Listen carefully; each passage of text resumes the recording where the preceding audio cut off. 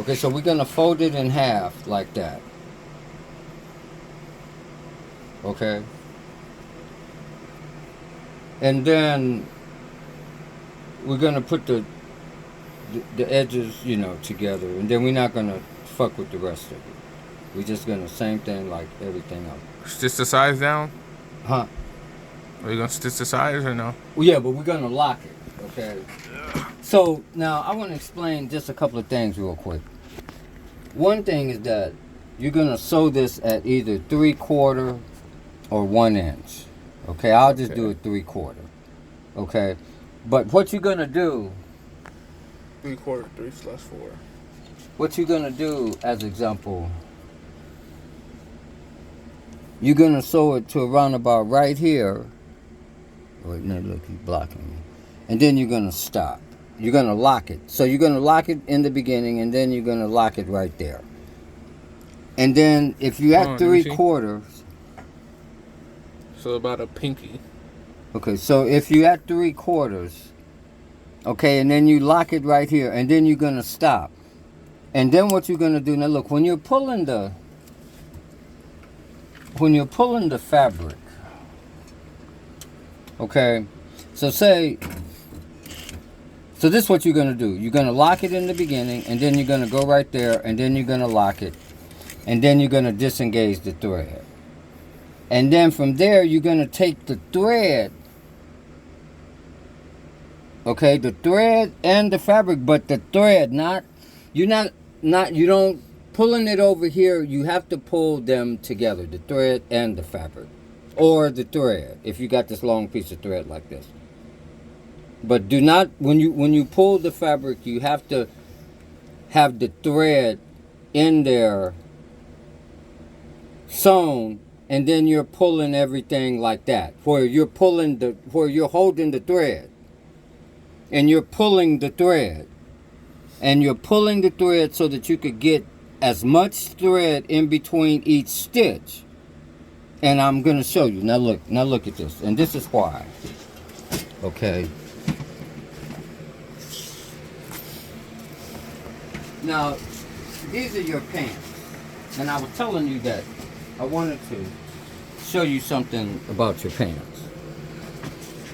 So, when you're sewing knit fabric, you have to pull the thread when you're sewing. Okay, like as an example, you have to hold the thread and the fabric, and you have to pull it like that. You see how I'm pulling it? Mm-hmm. You have to pull it like that so that every stitch you're stretching this fabric as far as it could stretch before it makes that stitch. Because if you don't pull it and you just sew, then when this stretches, the thread is going to break.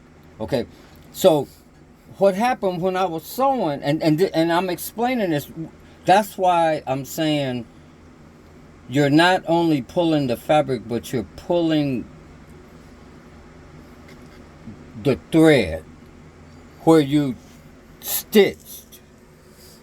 Okay, that's important. Okay, even I know I go overboard with it, but anyway, so you can see here where it's pulled, because when I do that, there's no stretch. Okay, now let's look at the leg. Now, when I sewed this leg, I didn't pull it, or I didn't pull it enough. One of them, okay, this one I went back and fixed it, okay, because I didn't pull it enough, or we'll find out in a second.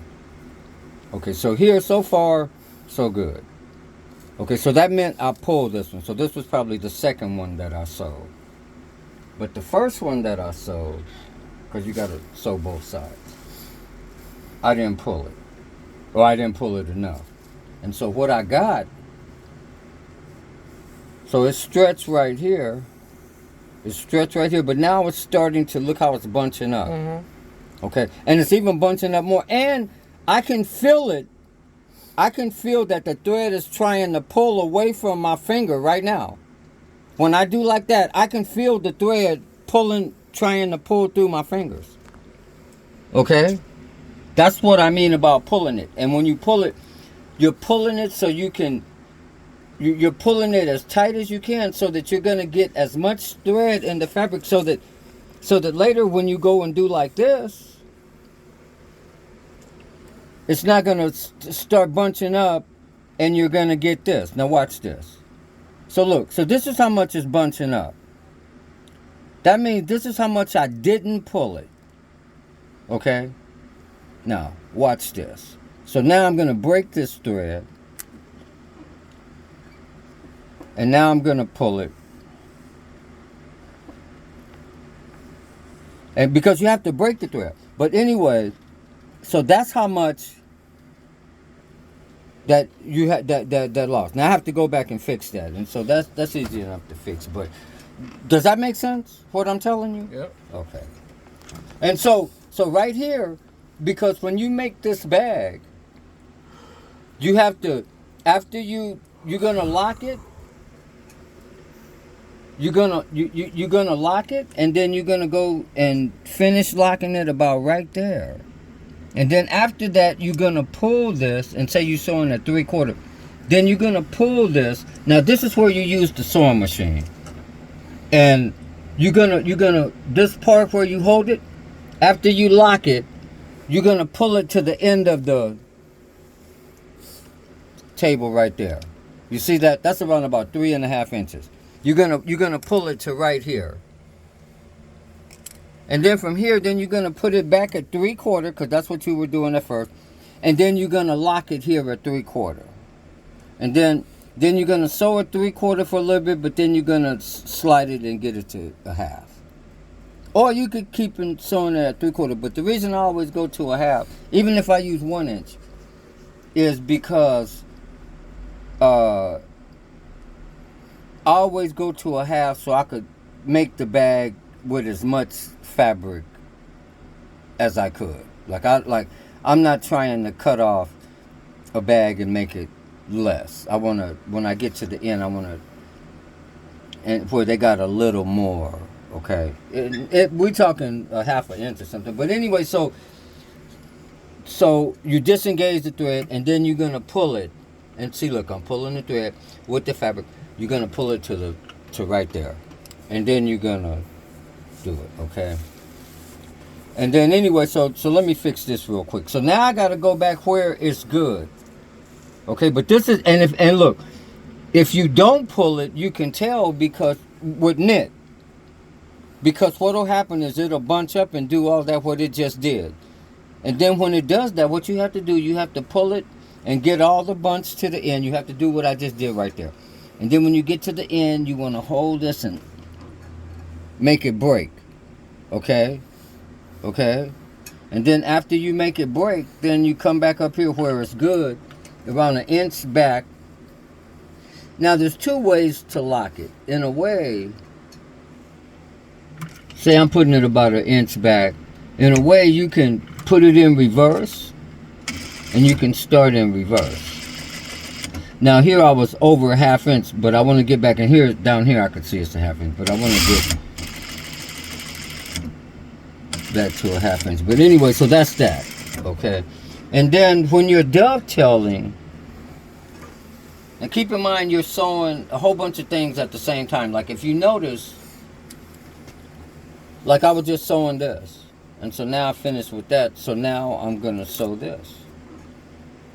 Okay, and for this, you're going to have right sides together. Now look, if you're going to make a zipper and you don't have an overlock, then you have to, I'm going to say you have to do French seam. Okay. Now when you're making a zipper, you want to use from the needle up here to this edge right here. The same way how you use that edge, we're going to use that edge for the bag. When you're, like say you sew a zipper and then you finish one zipper and you're going to sew the next zipper. Well, you want to put the next zipper right here on this. Right. Okay, so you're going to have that much space in between each zipper. Right there. And for you, you may want to have just a little bit more because we're going to do a French seam. And because of that, it means you have to sew on the right side first, and you're going to sew that close to the edge. I mean, the wrong sides together, and then you have to turn it the other way. and sew it, and like you do. You remember the French saying? Yep. Okay. So that's what you have to do when you make a bag. So anyway, so I'm gonna do it at 3/4, and so I'm gonna lock it, and then I'm gonna. Okay, basically, I say maybe not quite to the end of the. Well, technically, you might be able to go to the presser foot. Let's say you go to the end of And the how presser come you didn't foot. do it inside out? I went a little too far right there, huh? How come you didn't put the bag inside out? I didn't. It's right sides together. It's just the way you sew everything. Oh, okay. Okay, but anyway, so I sewed it at 3/4, and then I locked it right there. And then I disengaged the thread. Now I'm pulling this to the end, to the edge right there. And then I go back to 3/4, and then I make sure, that they're lined up. And then I say pull it one more time and make sure that, okay. And then I lock it right there, okay. And then from there, now I not exactly gradually, but a little bit. Like I just do 3/4 for a little bit, and then I just get it to the 1/2 inch. Okay. Now that was kind of messed up. But okay, so when you make these, you want to make 2 at a time at least. Okay. When you make anything, you want to make 2 at a time. So when you finish with one stitch, you can put another thing in there. You don't want to every time you make a stitch to cut the thread. In fact, you don't want to. You want to try to never cut the thread. That's part of your moments game, because it's how long can you go without cutting the thread.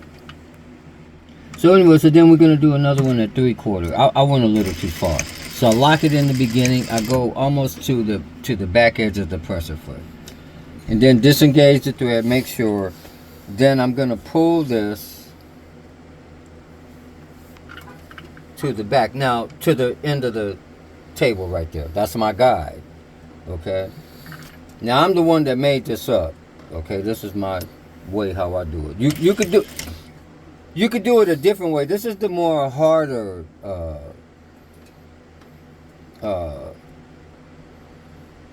what do you call it? The more harder drawstring bag. There's sort of like an easier way, but the easier way, it doesn't have that little cuff on it, on the top, that little stitch on the top. Because, like, you don't have to pull it all the way to 3. Like, you could put it right there, but then you're not going to have to sew that little edge on the top. It's just going to just go flat around, and you're going to be running out of fabric. But anyway, so we did that, right? So now, here comes the... Now, if you're going to make a bag on both sides, so then you want to cut these out. Sometimes I accidentally leave them in, but you have to cut these. Because when you have those strings, even though you pulled it, it can hamper a little bit. So now, even though you're gonna have 2 sides, because technically you could start. Excuse me. Oh, I'm gonna sneeze again. But anyway, technically, you could start sewing this one right now. The same thing what you did here. Now do it on this side, but you don't want to do that. Okay, because that makes your work a little bit harder. What you want to do is you want to sew the first side first. So now you're going to open this up, and then you're going to line these 2 seams up. And then you're going to open the seams so that they're flat. And then you're going to get them flat at the top and the bottom. Okay, and make sure you could see how you could see the seams really well. Okay, and so the seams are flat. Then you're going to finger press them. And then while you're finger pressing, look, make sure that the seams up here are flat and that they're up here are flat. And then for that curved area, then see how for the part that doesn't have any thread. So you see how that's very flat? Mm-hmm. Okay, the most important thing is when you're finger pressing or whatever, to make it look good. If it looks bad when you're doing it, it's going to look bad when you sew it. Okay, your finished product is going to look bad. I can tell by looking at it that this looks good. Okay, it's flat. It looks almost like it's iron. Technically, you could iron this, but you don't have time. That's guerrilla sewing. It's more fun when you iron it if you want to waste your time ironing. But look, so now you're gonna fold this over to about halfway. See, if it was ironed, then you're not gonna get this. Okay, that's the only drawback. But you're in a hurry. I mean, to get it done. But anyway, so you're gonna fold that over, and then you're gonna go like that. Finger press that flat.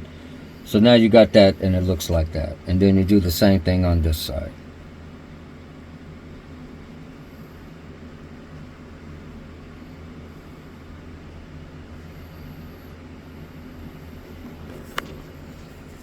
So then you fold this like that, right? And so then now you're going to stitch it around. And so you're going to lock it at the beginning. And then now you're going to stitch to the bottom, like you're going to stitch to right here, okay? And you're going to sort of stitch a little bit past it, okay? Like you're going to stitch to, yeah, about right there. Just a little bit. If you just only stitch to it, then you're going to be too close.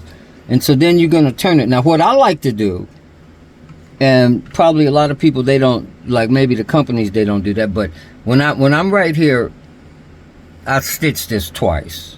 Okay. Now, look, you see how it's, how I folded it back? So I have a clean, okay? So then when I say I do it twice, okay, so I do it once, and did you see, like in other words, I did it, and then now I kind of turn it by hand so I don't go too far.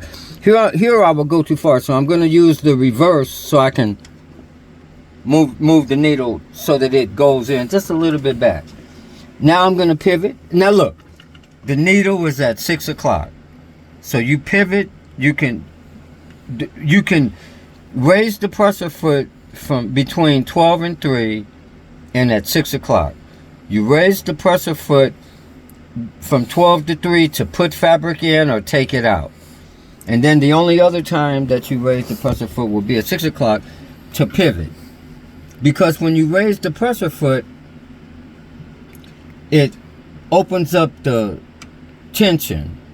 And then when the tension is open and you sew with the tension open, it's the same like sewing with no tension, and then you get the big loop in the bottom. You saw it. Remember we talked about it one time? Mm-hmm. Okay, so I don't want to demo that because I don't have time. So anyway, so now when I say you want to do one side, right?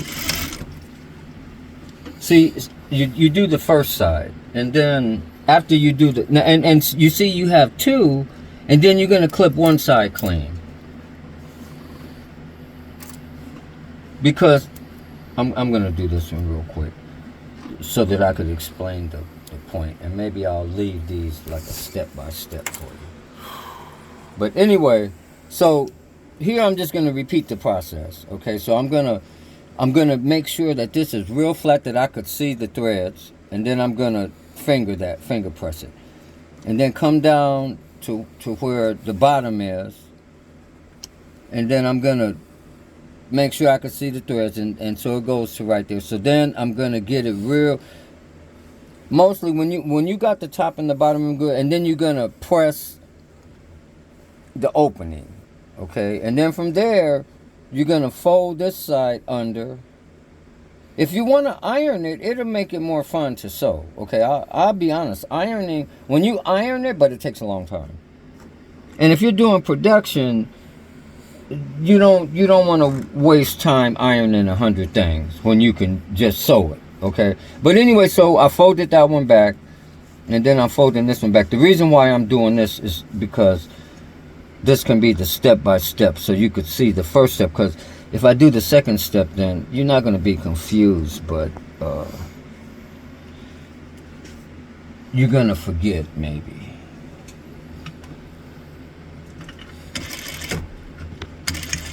Okay, so, and again, I locked it. And this one, I probably didn't, I wasn't quite as perfect as the other one.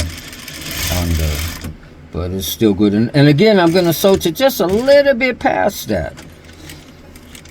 I'll say about right there. Then I'm going to pivot. 6 o'clock, needle in the fabric at 6 o'clock for the pivot. Oh, now look. I need to make one more stitch. Okay, technically I could try to do that, but it looks like that if I stitch, I'm gonna just be too close to the opening, or I might be stitching over the opening versus stitching below the opening. In fact, you could see that thread right there. That's the thread where the opening. Okay, so I'm stitched below the opening, and see how good that looks on the right side. I mean, not that it doesn't look good on the wrong side, but you know, it's how I roll, man. Gotta make the shit look good, but okay. So anyway, so you pivot, okay, and then technically it might work. But look, I'm gonna do one stitch because look, here's another thing. When you're sewing, a lot of times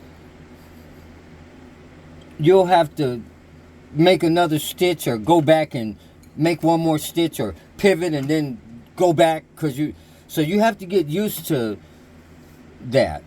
Like, you can't think, okay, well, I'll just keep on going. You don't do that. Because if you keep going with a mistake, and later, if you have to go back and fix that mistake, see how I did it again? Like, I back stitched it. Okay, I give it another stitch right there. I go zoom, zoom, and then I back up. And the reason I do that is so that way it's going to have more, for the stress. Okay, for the back. So, and I do that on a lot of my stuff. That's why my clothes are so good. Because I make them for so that they're gonna last and be durable. I don't want my shit breaking.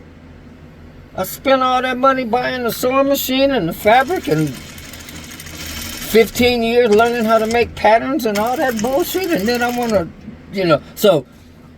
Now, two reasons I'm doing two. One, I'm going to leave it like that. Okay, but anyway, so now, after you've done that, if you only have one, then you would sort of be finished. Okay, but then what you do when you have two, then you have to, now you're going to do the other side. Now, this is where it gets interesting. Okay, and so you start off the same way, 3/4, and then lock it. And then lock it almost at the edge of the back of the presser foot. Okay?